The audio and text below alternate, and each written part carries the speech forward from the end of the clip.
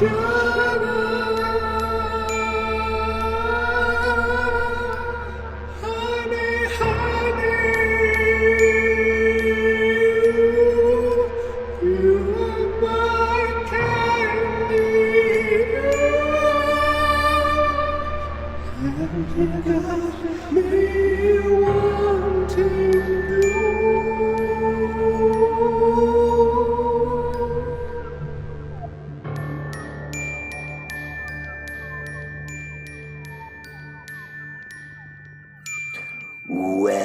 to Riverdale After Dark, a podcast about the CW's Riverdale that's nothing but net. I'm Alex. When you walk in darkness and find your way stumbling through town, what do you come upon? A big old gym with people bouncing a tiny orange circle. That's a metaphor for life? Nope. I'm Justin. Some towns are into basketball. Some towns are into like ping pong and stuff. Others are like really into D&D. I like bocce personally. I'm Pete.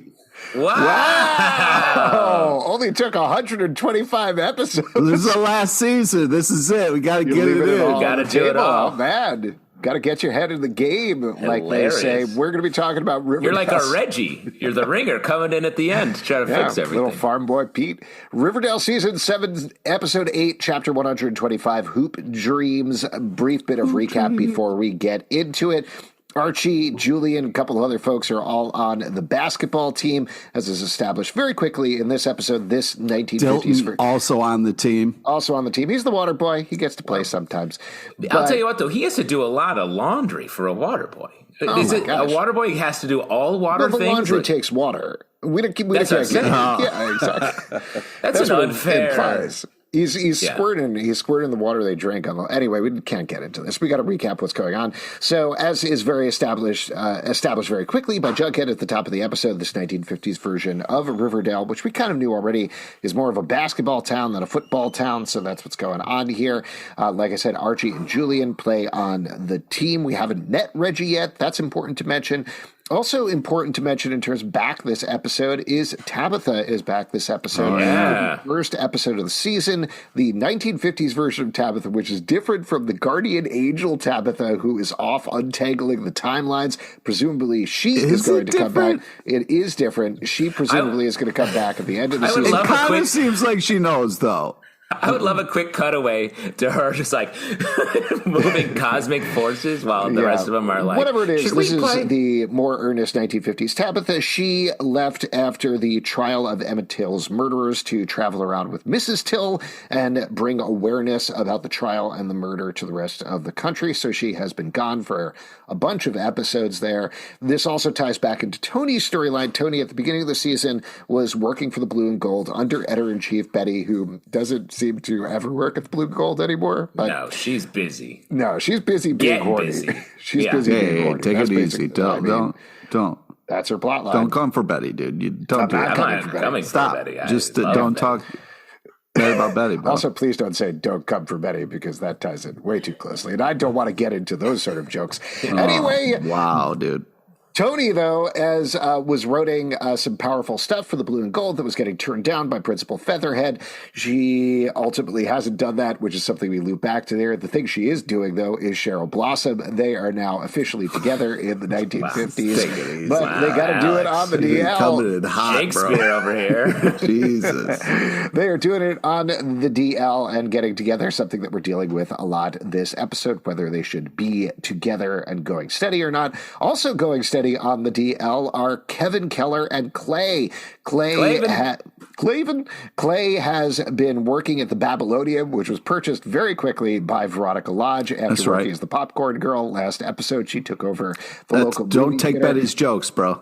Mm-hmm. Stop biting on Betty, dude. Again, you really don't want to be saying things like that in this episode. But Betty, moving over to her, she has been dealing with some frustrations, to put it lightly, in a number of different aspects, particularly with the parents of the town who are trying to shut down her experimentations with her own sexuality. She did a little bit of a peep show, consensually, with Archie across the rooms. Thank you. Put some respect on it. That's what I'm talking about. Thank you. And then the last episode, when she had to work at her parents' dance show, after-school dance TV show, she flashed her underwear and got kicked off of that and broke Alice's heart, as we Marilyn found out. Monroe style. Couple of other quick things we should probably mention. In this version, Clifford Blossom is the mayor of Riverdale. Penelope Blossom is also there. Julian Blossom is there instead of Jason Blossom. And, Jughead Jones. Jughead is... Which Jughead? Sorry, which Jughead are you talking about? Oh, Jones? Jones. Well, I mean, there's several Jugheads on this show as well. This is the earnest 1950s version of Jughead, who's working as a comic book writer and has managed to finagle his way out of the sights of Dr. Werther's, the school something or other, who has a gunning for comic books and the kids' sexuality. Basically, he is the personified force of repression that is going on there. And Jughead bonded with a writer named Brad Rayberry, who was confronted with what seems to be the villainous milkman who is terrorizing the town at the end of the last episode. As we find out in this episode, Brad did not, in fact, make it out of that. Also, one other quick little note there, just to mention, because we were questioning this last episode, many folks very helpfully pointed out to us that the milkman has actually appeared before on Riverdale a couple of times, and most notably, though, on Sabrina, he wasn't the milkman, but he was another milk-based product. He was the ice cream man, the evil ice cream man on Chilling Adventures of Sabrina. So typecast is basically what's going on. I think the real takeaway here is just dairy. Like, dairy is problematic. And what? Dude, don't come for cheese, bro. Come on. Oh, I would never come for cheese. Cheese operates above. Cheese is like the halo of milk. Praise Jesus, I always say. Praise, exactly. You do always say that. You're huge. Jesus. That's your whole thing. But I think at the end of the episode, not to jump right there, but we learn what happens when you drink too much milk. Murder.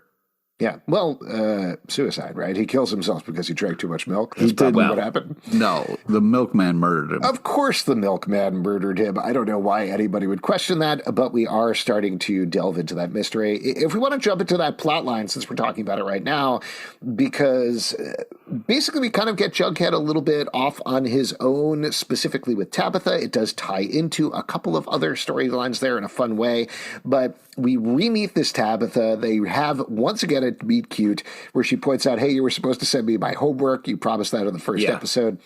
He did not at all. Not even a little bit. There wasn't even a little bit. He didn't do any of that. But I've been busy. They end up bonding about writing. They go to visit Brad's house. He's not answering the door because he's dead inside. And then that was the tough part. That was the tough part about this meet cute, was she was really distracting him from the fact that his hero is dead, and there was a door in the way. It was like, leave a note. Less of a meet cute and more of a meat spelled with MEAT, cut. Right? Yeah. Oh, nice. It's sort of, I guess we'll find out. More of a meat corpse, really, I think is what There we go. We'll keep workshopping this one. I like that Jughead invents sort of a more disgusting Post-it note here. Like he throws the first Post-it note, it was gone. How close of a friend do you have to be like, I'll leave a spit note on your door? Because I would not love that. If I'm mentoring a young up and coming writer and he's leaving me a gum message, not cool, bro. Well, just to throw it out there about the storyline, so we get to see them go on a movie date. We get to see them talk about a very pointed book that W.E.B. Du Bois wrote called The Comet, that is about everybody being killed by a comet except for the first prominent interracial couple in sci-fi. Well, the story was the first. I don't think that the book is saying that it was the first, that W.E.B. Du Bois was saying it was the first interracial couple, was saying they're the last ones on Earth. So I'm saying, like, in terms of sci-fi, the genre, it's the first prominent. Yes. This is a real story, and this was the first time that somebody was really publishing like that in a major way. I'm sure there were other stories before it, but this was a big deal, like how Tabitha talks about it. They spend all night reading the story together and bond, and it's very sweet. Well, and I also thought, to the larger episode in this storyline in particular, landing on this Du Bois story and the rest of the arcs happening here, sort of snuck up on a really strong racial theme here, which I thought was handled really well. Like, we've talked in the past about certain like larger cultural issues are a little bit ham-fisted in the way they're presented on not just Riverdale, but a lot of television. And the way that this episode sort of snuck up on it with the Reggie storyline, with this storyline, I thought was really great. And then when Archie's at the mixer and he's overhearing all the like horrifying Blossom racist statements, and they don't have him, he's just like revolted by it, and then it changes him. And I thought they did it with such a light hand, and it's setting up a much larger sort of youth rebellion storyline here that I am so excited the way they're handling it. It's really well done. Yeah, I agree. I was really happy with, like, and also, we are three white guys, but it's one of those things where, like the fact that Archie kind of didn't want to believe and was kind of like angry about it, and then was super kind of like, accepting and had his eyes aware. opened. Yeah, it was in a way that made his friendship with Reggie real. Yeah, and great. And it was nice to like. And what was great was Reggie's whole kind of, monologue, his whole kind of like, thing was just so awesome. And then like, Archie had to sit with that for a little while and then really saw it. It was just well done. It was really well done. Well, to your point, I think I'm saying I'm of two minds about this is probably too strong, because I'm on board with you guys. I really like this. I think this is really well executed. I thought the acting was good here. The writing, like you said, Justin, was very nuanced. And we've been talking a lot about the structure of these episodes, and this one was very thematically strong across the board. You had Jughead bonding with Tabitha and him discovering more about literature there, that there are things outside of his wheelhouse. You have Archie learning about Reggie. You have it maybe a little less in the Toni Cheryl storyline in terms of race, but it's touched upon. It's touched upon, exactly. Yeah. And then you also have a little bit more of a funny way. You have how Veronica is dealing with Kevin and Clay and kind of learning about that. So you have not to lump people of color and LGBTQ plus issues in the same bucket, but they're sort of talking about people who in this 1950s time are very much on the fringes of society. How do they relate to the people who are not on those fringes? So again, thematically very strong. The thing that makes me hold back a little bit that I was wrestling with, and I don't think it's necessarily my place to comment on, like Pete was saying, we are three white guys, is having across the board the people of color or the people who are other teaching the people who are not important lessons. I don't think it was as didactic about it, which is why I do think it worked. It wasn't after school special style or anything. But that was the only thing that I was a little hesitant about. And I would rather hear and read other voices in terms of how they react to it, similar to how we were talking about the first episode.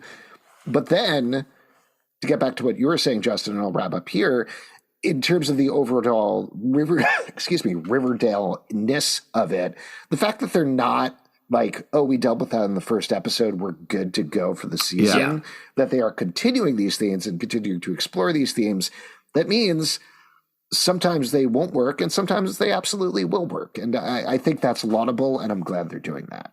Yeah, it's a good point, but I also think it is like a sort of the larger story is like pushing back against a culture of repression, and specifically the parents, I think, will end up being the people who are sort of trying to hold everyone down across all of these issues. So like, I think it is like, this season and maybe at the end of it, what this show is about, like trying to make the world a better place by throwing off the things that are keeping us down across the board. Well, and we didn't mention this, or at least I didn't mention this when we were going through talking about all the storylines, but I do think, and we've talked about this before on the podcast, I do think this also ties into Betty's storyline in terms of the one that they're probably most slow playing in terms of being obvious about what they're doing.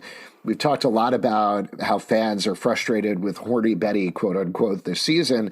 But I think it's even apparent in this episode, the way that Lily Reinhardt is playing it, is they're not out and out talking about her embracing feminism and understanding the concept of feminism yet, but they are slowly walking her there episode to episode in terms of the level of her frustration with everything that's going on. Not her sexual frustration, but her actual emotional frustration. Yeah. And I like how they're doing that. They keep that tied in thematically with everything else while not saying it as obviously as, say, the Kevin and Clay storyline or with what's going on with Tabitha or any of the stuff that Tony's really talking about. Yeah, I mean, with Betty, it's like she's sort of pushed being a little rebellious, and she's being just dogpiled on with people being like, here's what you have to do now. And it's like, I don't even know you, Werther. Why are you in my face and making me do all these different things? So, like, I think that's her separate journey.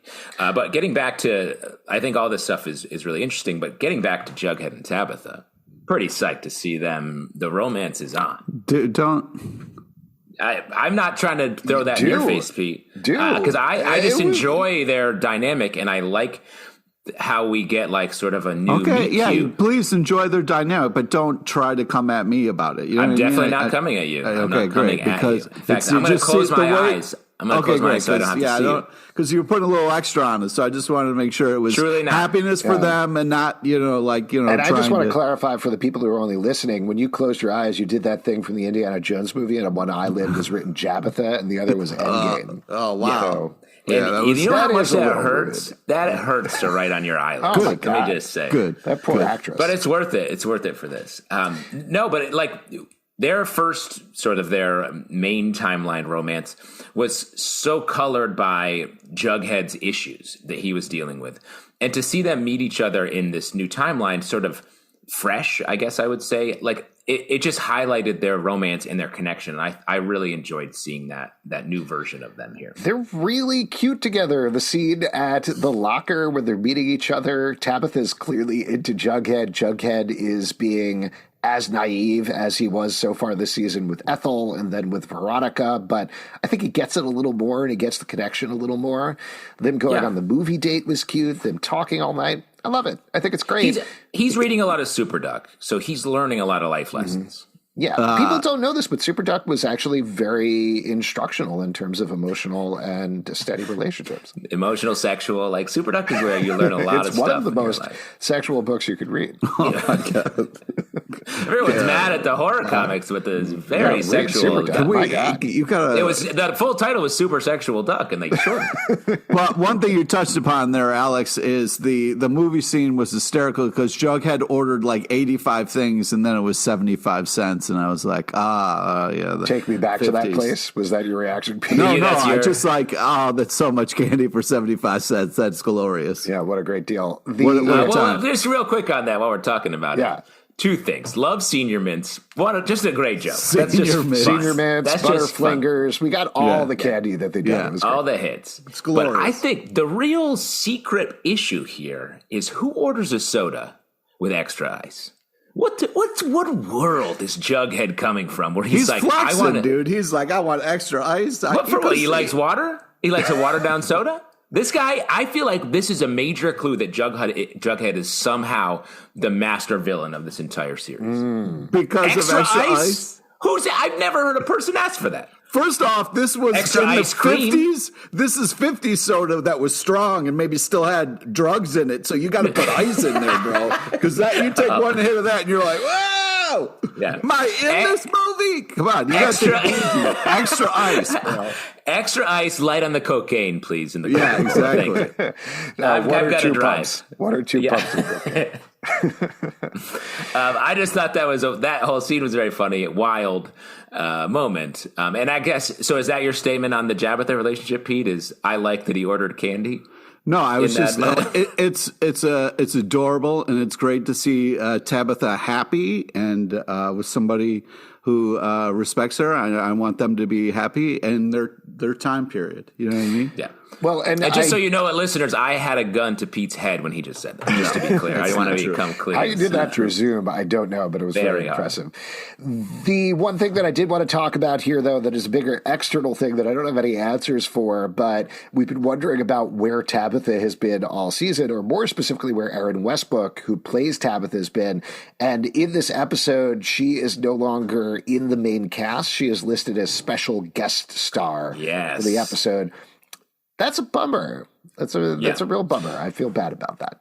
But I bet, I mean, that's just because of the number of episodes she's in. Like, it's not like we're going to get less of her at the end, is what the way I. But we are getting less of her. She was in the first episode. We're getting less of her now. She disappeared until the 8th episode. Yes, because she's saving the universe, Alex. Oh, absolutely. Here is my guess about it. This is zero information whatsoever because... Wait, we're to guesses? We're done talking about the show? We're just guessing shit now? No. I'm going to talk about why she's a special guest star because I was very pumped about it. And to be clear, when you get to it, Pete, how many jelly beans are in this jar? All right, I got a little time. If you can guess how many jelly beans are in the jar, I'll tell you why Aaron Westbrook is a special guest star this season. Okay, great. No, I did. Yep. In all honesty, like I tried a couple of different ways to reach out and find out what was going on with her at the beginning of the season and didn't get a straight answer about it. My guess is that there's nothing nefarious going on here so much as well, I think it was probably a budgetary thing. Like they have the final season. They probably needed to make some cuts and snips somewhere. They made a decision where they didn't want to cut somebody entirely. They want to include as many people as possible, but I'm sure they needed to make some decisions there. Maybe she had some scheduling stuff she had to do as well. I don't know. That's also possible. But again, I don't think this is the sort of figure they're like, we hate Tabitha, we want to get rid of Tabitha. I think they did want to include Tabitha. They just, and again, this is just a pure guess on my part, they had to make some hard decisions at some point along the road. So there you go. Yeah. Let's jump over. I did want to talk about Veronica'S storyline since we're talking about the movie theater because Veronica is, not to mix sports metaphors, hitting nothing but strikes this episode. What? Well, yes. Nothing but hitting fouls. Balls. Is that the basketball? Nothing but balls. Nothing but balls. The Veronica love story. I was mixing my sports metaphors. Then you did it. No. You I did it. I followed up. Yeah, you're not mixing. I'm hitting nothing but net with setting up the things that I'm about to say. Hey, you did it again. Nice job, buddy. Alex, foul ball, Pete. I don't think you're using these correctly. KO, I think you didn't mix your metaphors. You just used one and sort of at the end bailed out pretty hard on it.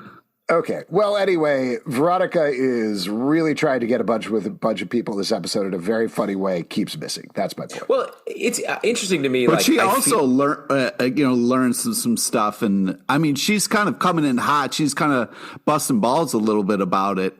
But Kevin is nothing but balls. We can get into that as well. But go ahead, Justin.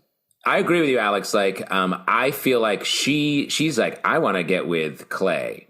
Mm-hmm. And then after Kevin says, like, well, you can't because I'm with Kevin him. Gets a little kind of like, hey, back up. He's just all of a sudden in the shot, kind of like, hey, what are you doing? Yeah. Hey, boss lady, lay off my man. Yeah. But then she's like, oh, I was just testing you. I was like, no, you weren't. No, exactly. That was like, I was like, get out of here with that. Yeah, with that. She's dropping Friends of Dorothy, like desperately coming up with all the language. And I think she ultimately is fine with it. She's not against Kevin and Clay or anything like that. But it's very clear in the script because she follows up with like, that's great. I was just testing you just to check real quick. Clay likes girls as well, maybe a little bit. No, that's what I mean. That's what she keeps testing you. She keeps just testing you. It's just a test. That's all. But that's why it's also interesting to me double that checking. It feels like Betty and Veronica have sort of switched places with their from their comic book personas or even the personas they've had throughout the rest of the series. Like Betty's the one who's sort of like, putting herself out there is very like sort of like, here's what I'm doing. And Veronica is the sort of wide-eyed innocent who's like, what's this? We're like movies. Boys, where do I find boys? Like it's just such a funny transposition between those two. Well, I do think that's their arcs, right? Like they met in the middle a couple of episodes back where Veronica was teaching Betty to own her sexuality in terms of wearing the lingerie. And at this point, a lot of this season, and I know I've seen people be upset about this, but I think they're not writing this because they hate Veronica. They're writing this because they like Veronica and want to challenge Veronica in different ways. And she is coming in hot to this town being like, yes, it's me. I'm Veronica Lodge. I'm here. I'm the big star. And ultimately, she's learning a lot of lessons from these people around her in terms of not just thinking about herself, but thinking about other people. And I do think the way they're playing it, the way they're writing it is really interesting. Camila Mendes is great at eating up every scene that she's in. And to your point about Betty, I think Veronica was one of those people along the way that is helping her develop, similar to being open about just saying this stuff to Reggie in this episode, kind of in that funny study date scene where she's laying out like, oh my God, this thing happened, and this thing had happened, and then she starts babbling at a certain point. It's so great. But that's part of her journey, right? Like part of her journey is understanding, no, she is saying these things. She did do these things.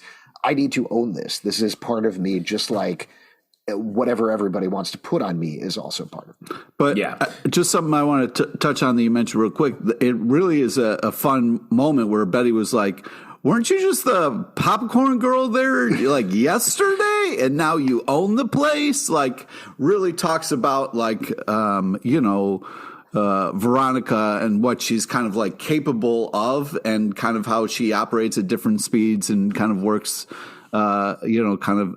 differently. So it's a fun kind of back and forth when the two of them are together. It's usually a really great scene.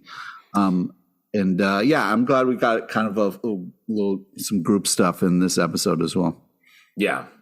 Veronica, traditionally the sort of the person that Reggie and Archie are competing over. And I feel like now it's Betty in this episode anyway, in a sort of a light way.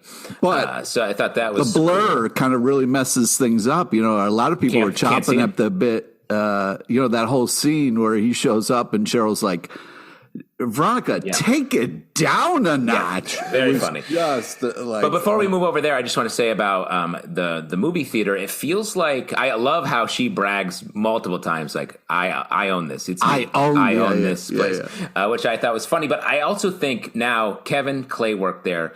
Veronica, they've built this place up as like, hey, this is where we hang out. I feel like this is going to be the home prediction going forward.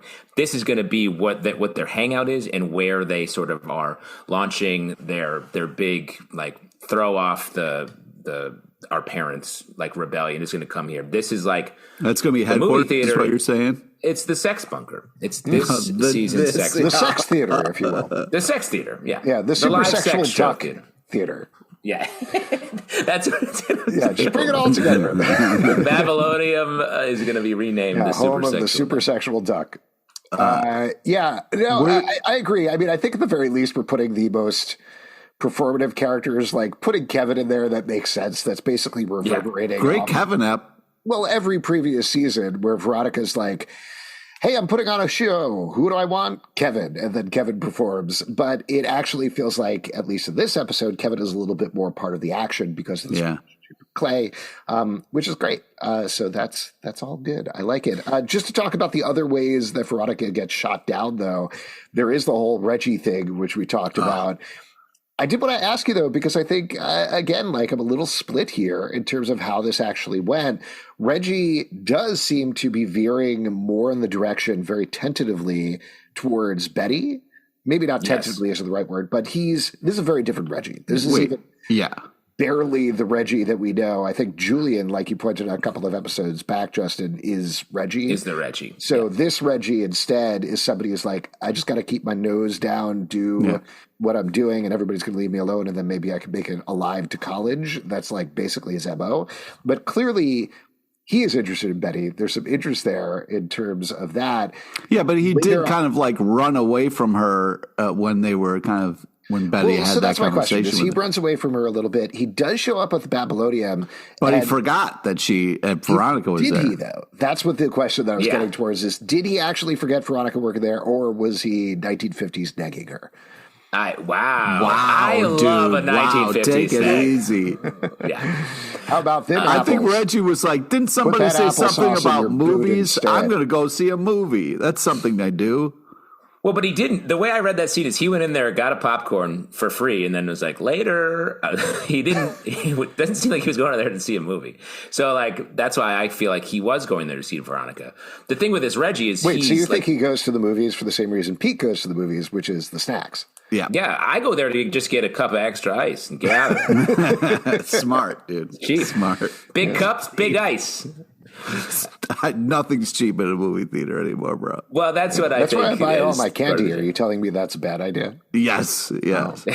Yeah. You're wasting I get lunch at the AMC Empire 25 Times Square every day. Are you a millionaire? There's How do nothing you better. do that? Have you tried their chicken strips? They're okay. They're $40. They're $40. And they're okay. Sometimes they're warm. There's nothing better than an ancient $20 hot dog from my local movie theater, topped off with some barely cheesed nachos. Yeah, what I like to do is I like to take the hot dog out of the bun and dip it in a thing of Junior Mints. You know, they stick to it like a little bit when they get hot and wet. Senior Mints only, bro. Senior Mints only. That was the grossest thing I've ever said on this podcast. Let me say, agree. I couldn't believe I was saying that when I said it out loud. Here's the thing: when you said it out loud, I imagined it, and it looked gross in my mind. It looked like a greasy I'm absolutely finger. horrified. Yeah. What was great was I didn't hear it, and I'm never going to listen to this. So I'm living. Yeah, I can't imagine any of us saying that again later in the podcast. So you That's definitely let's hope not. I'm certainly not writing it down to remember so it for the end of the podcast. Puke back. Reggie and Betty's conversation. We're talking Reggie. He's like a closed book. He's someone that I think we don't understand quite yet. He's interested in Betty. He's interested in Veronica. So definitely going to be an interesting Archie situation, especially since they are now best buds. The Archie Jughead relationship doesn't seem to be happening. Jughead's on his own thing. So we got Archie and Reggie living together, bunking up. But I will say I miss the old Reggie, this sort of goof like guy who messes everything up, but very funny. And I'm always going to be standing for Man Monica, the Reggie Veronica. Well, maybe we'll get it, right? Like maybe Charles Melton is going to do this as a consistent performance. I keep thinking about this every episode, but I was definitely thinking about this episode in terms of how everybody is playing kids, again, and some of them are doing just a bang-up job of it. Yeah. In particular, I know I've called them out before, but KJ Apa and Lily Reinhart, the way that they're playing these teen characters is so funny and so earnest and sarcastic in different ways, respectively. But the other thing that was occurring to me this episode, based on the way that Charles Melton is playing Reggie, is who do we characterize as different characters? Like, I think we've talked about they are the same people, and they definitely are the same people, and there are connections and reverberations there. But this is a Reggie who is very different. Archie is very different. We see a little bit of it in him punching out Juliet and giving this big speech. Oh, that was great. To the basketball team. That was such a great punch. It was a great punch. It was really good. Third time in the season so far, Juliet's been punched out. I love it. And also, I like the end of that where Juliet stands up and is like, fair.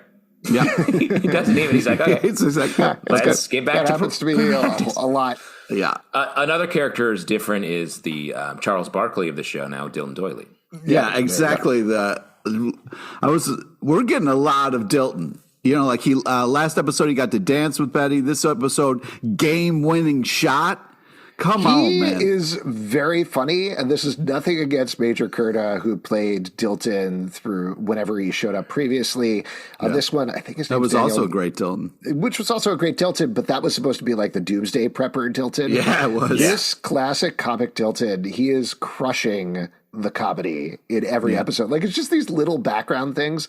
I think Abby Ross, who's playing Midge, is doing the same thing. Whenever they do a cutaway to her, she's like, wee! Hi, it's Midge. It's like, hi, I'm in this television show. I'm Midge. But it's very, it's purposeful. They're doing it purposely, and they're all of them are just making the most out of every single tiny moment. It's very fun. Yeah, and on that, the most badass moment from this episode was Reggie being like, yeah, we'll take Doyley, 4 of us versus you, let's go. I was like, yes, that was very cool. Yeah. So all the Reggie stuff was great. What else should we talk about? Why don't we talk about the Shoney stuff? Because that was probably the... What a ride you went on, Al. It's an emotional roller coaster. I was happy, I was heartbroken, and I was like, oh my, yeah. I could not believe when they were like, well, we broke up. I was like, what?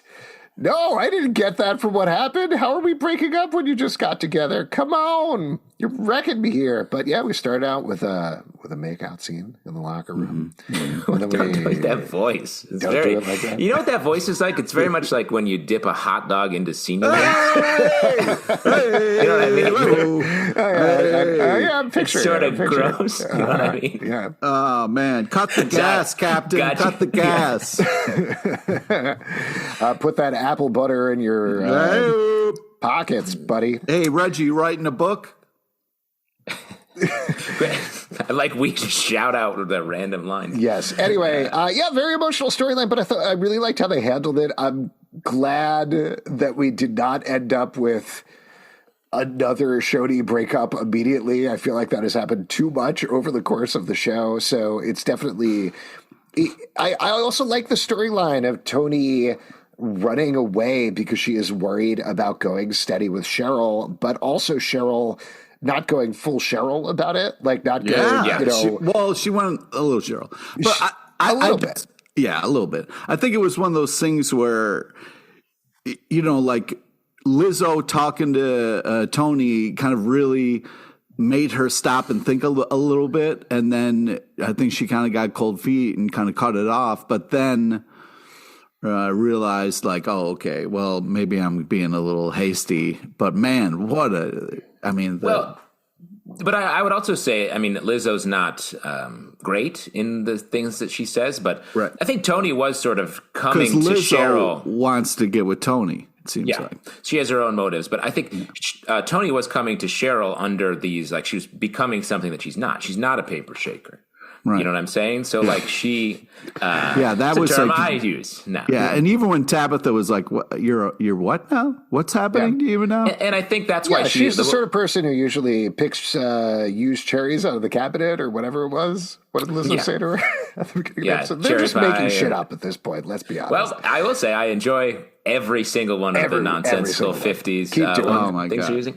Yeah. But I do think like the way they sort of reset their relationship here, I think they did have to go through that because now they're meeting back on their real sort of terms. Like, let's meet at the dark room and start over. Toni can be Toni. Cheryl can, now that she's sort of more aware of her identity, I think she can be Cheryl, and then they can meet on real ground. Well, and on that note, it feels like a response to previous season Shoney storylines that people very rightly called out for Toni completely subsuming her personality for Cheryl and just being an attaché to Cheryl's storyline who would just say, babe, and that's it. Yeah, the going steady kind of really kind of triggers her to be like, I'm not a square. I'm not something. I want to be me. Yeah. Well, but also, I mean, in very Riverdale fashion, it takes her all of 45 minutes to figure out what she wants to do, which is create a Black literary journal for the school or otherwise. But she does figure that out. And now they're going to be more even in this relationship. And I think that's great. I think we're going to see that back and forth as they figure out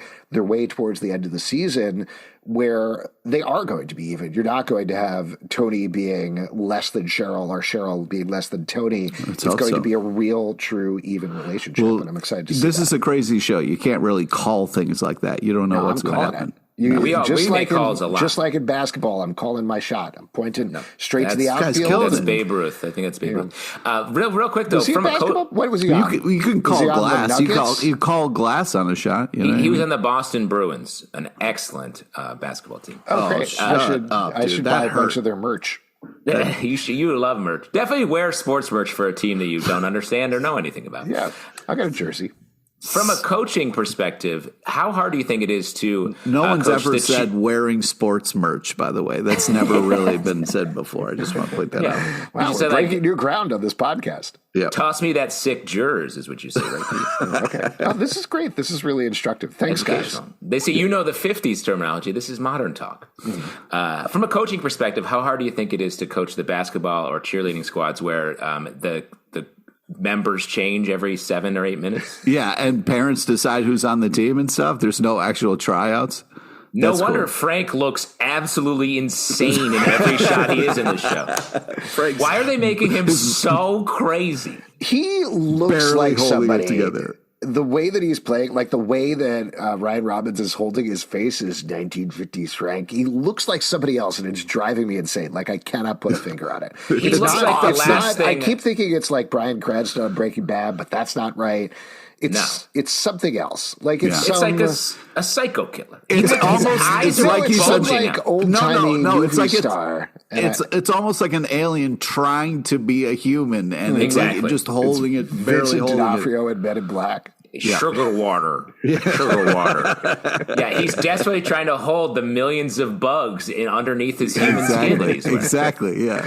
It's a trench coat situation. So the Shoney storyline was great. I did want to point out one thing, just because we didn't talk about the scene where Toni talks to Tabitha and Clay about her idea for the literary journal.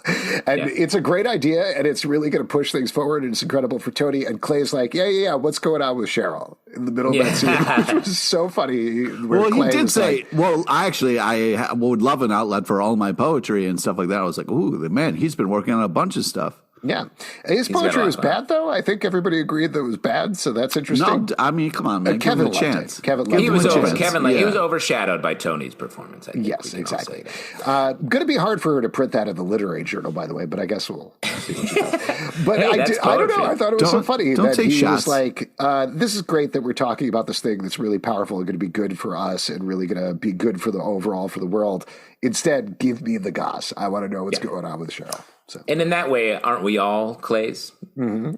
Yes, that's definitely where I was. I think every person would have said the same thing. Like, yes, that is a great idea. I really think it'll move things forward. I'm very proud to be a part of it. Okay, now please tell me about Cheryl. What are you kissing? I also want to shout out Madeline Petch'S performance, and it is great. But even beyond that, the way they're doing, she did when she walked away from Toni and had that little beat, and then turned back. It's amazing how many gears that Cheryl has in general on the show, and this is sort of a different one even.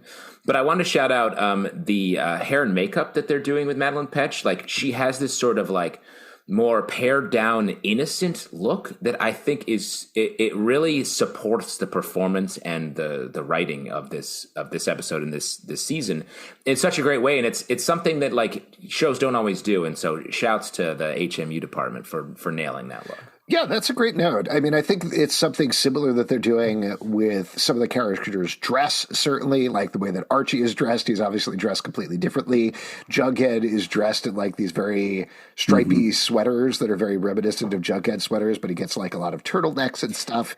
With his crown pinned to the very back, clinging to the back of his head. But the one that I wanted to call out that I think also is being served well in that respect is Betty. I think they are definitely, I know people miss the Betty ponytail, and I completely get that, but the look that they're giving her overall is just this softer, younger look, and that's something that obviously comes in the way that you're playing it, it comes in the way the director is shooting it, but like you're saying, it's very much in the hair and the makeup and the costume department as well. 50s Tabitha, also some amazing looks in there. Oh my gosh, so cute. Like the big glasses and everything. Yeah, the white glasses with the Adorbs. What else should we talk about here? I'm sure we've skipped several storylines as we. Well, if we could, I mean, we were talking a little bit about some of the great dialogue when Archie looks up and goes, "Howdy doody, Betty." I mean, that was just really well. Real quick, while we're talking about the two characters that make up Barchi. Betty and Archie.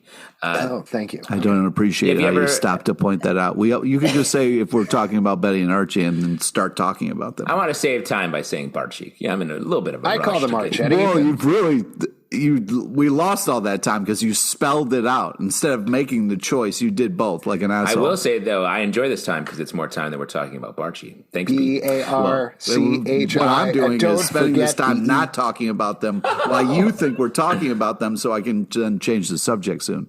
Good luck. This relationship in this episode, I was a little bit. It was ice cold, no real connection. That's right. I was bummed about that. No, the whole scene where Reggie looks across the window and Archie's like, "You don't get to look at her."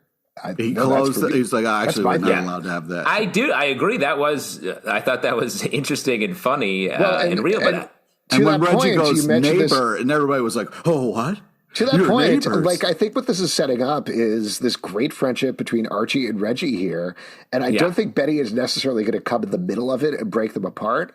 But I do think we're going to get a new triangle. Instead of it being Archie, Veronica, Betty from like the comics, we're going to get Archie, Reggie, Betty, both and both after them. And I do think that points even stronger to Betty and Archie being endgame in some respects here, because I think Reggie is going to be this roadblock that they need to get over. Now we're just talking crazy speculation. No, I agree with you. And I think that's going to point to Reggie and Veronica as well. That's exactly what I was going to say, man. Monica's strong because, Veronica has no other options in general.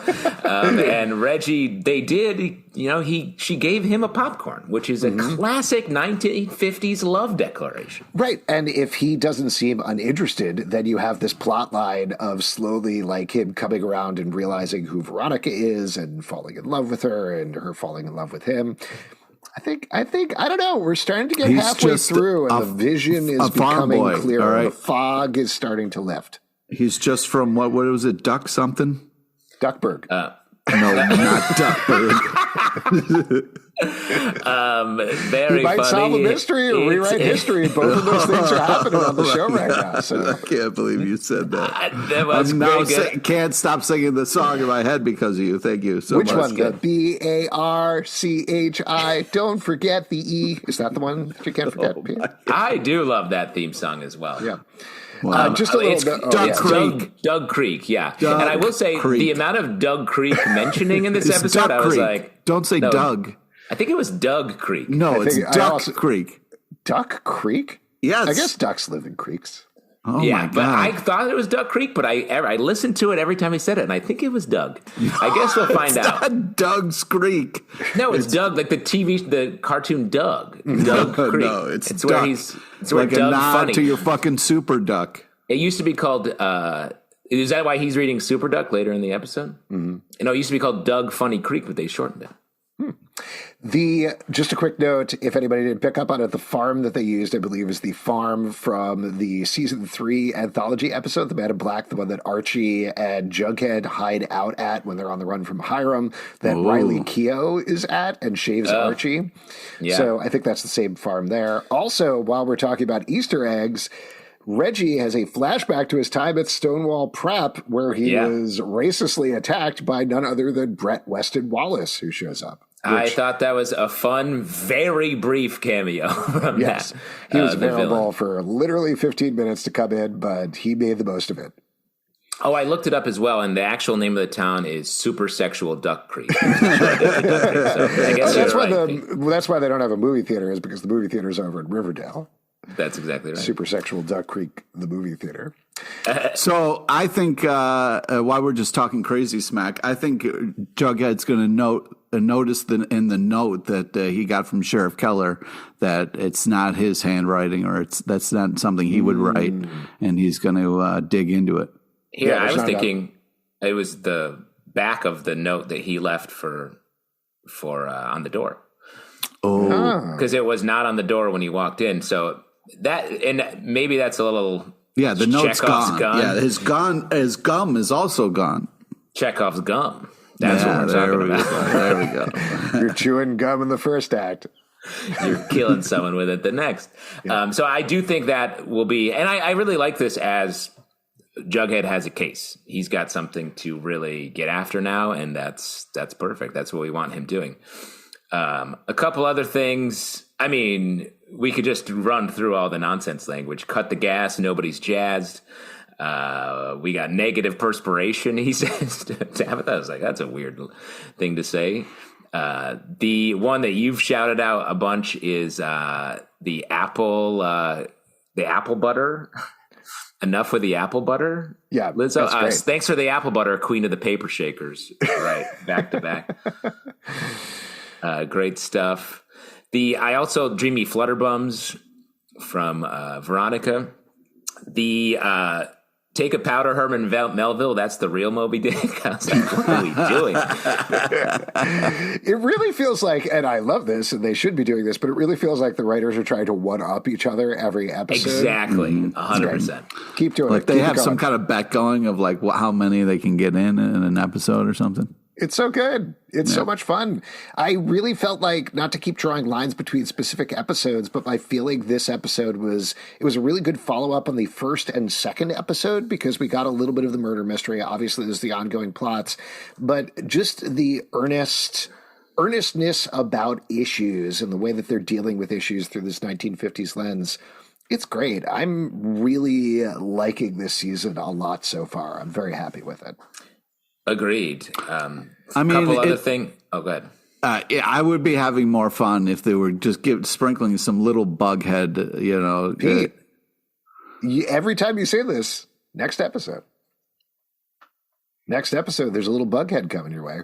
That sounds horrifying, but it's true. Yeah. How have you already seen it? We just finished watching the promo at the end of the episode. I would argue it's a very little bit, but maybe that's enough. Hey, that's all we need. A little bit to keep us going. You know what I mean? Yeah. Just like the cocaine and Coca-Cola. You just need a little bit. Just 2 pumps of Bughead in there. Not extra lot of cocaine. We're also going to have to throw extra ice on the Bughead, I think, but I guess we'll see what happens. Yeah, that'll be a fun episode next time. I would say the opening sequence after the basketball game out in front, beautifully shot. They've really been doing a lot of, like, it feels like very, like, cinematic, like this is a movie, and like that's hard to do on a TV, but TV shows like this. And because you're a line producer. 100%. That's exactly what I know. And also love the description of Jughead as he's pretty handsome, oddball, lives in a train car. I was like, let that wash over all of us, because it is weird for everyone. Yeah. It did make me miss a little bit, even though I was very into Tabitha this episode, it did make me miss the Veronica Jughead relationship that went so briefly, but I like that they referenced it and they're not forgetting that it happened or anything. I feel like previous seasons of Riverdale, we would have heard literally nothing about that. Instead, there really seems to be an eye, and this is the faintest of praise, but there really seems to be an eye for an actual overall story and connection between the stories and connection between the episodes. When we've talked about there's almost exquisite corpse style, it seems like previous seasons have been written sometimes. This has more of an arch to it. It has a forward to momentum. More of an Archie. And more of an Archie. There you go. Before we wrap up here, why don't we talk about the MVP of the episode? Who do you think was the MVP? Justin, you want to go first? Great question. I mean, I think I got to give it up for Reg in this episode. Great to see him out here. Badass move. I like the earnestness and seriousness of his story. His halfway monologue was just unbelievable. Yeah, the twist, the farm boy twist that we have in here, which is also a great dance move. A way that we can maybe find our way back to the Reggie from previous seasons. That might be cool, but I really like the addition again. Badass move when he showed up on the basketball court. Yeah. Pete, what about you? Who's your MVP? I mean, I was going to go Reggie, so I'm kind of thrown. I'll go Toni. Nice. Any reasons or just? Yeah, I was happy with her kind of like stopping and realizing, and kind of being like, hey, think I made a mistake here. Let's revisit this. So. Super happy about that. I think both of you guys are right with those. I will, though, throw out, she might not be the MVP of her love life, but definitely one of my MVPs of the episode was Veronica. I just thought the way that she kept pivoting through every single storyline was so good. Camila Mendez is killing it with the performance. She was hilarious in that Reggie scene where she was trying to not seduce him, but really try to charm him in the schoolroom. All the stuff with Kevin and Clay was really funny, even fun as well. The Jughead thing, great stuff. I think it's giving us this very different Veronica, the arch, I keep using that word, but the very heightened sense and specific Hollywood way she's speaking is very fun as well. I'm just really enjoying it. If you would like to support this podcast and all the podcasts we do, patreon.com/Comic Book Club. Also, we do a live show every Tuesday night at 7 p.m. to Facebook and YouTube. Come hang out. We would love to chat with you about Riverdale. Apple, Spotify, Stitcher, or the app of your choice to subscribe, listen, and follow the show at Riverdale Dark on Twitter, Riverdale After on Instagram, Riverdale After Dark on Facebook, comicbookclublive.com for this podcast and many more. Until next time, we'll see you after dark. Sorry, my mouth's full. I'm eating Senior Mince hot dog, really a greasy hot dog. That's really that's my favorite. Yum. Did I mention that before? Yeah, I'm using your recipe. Oh. It's just dip one into the other. Just dip a hot dog in a box of Junior. Oh, Pete's gone. Super sexual talk. Ah!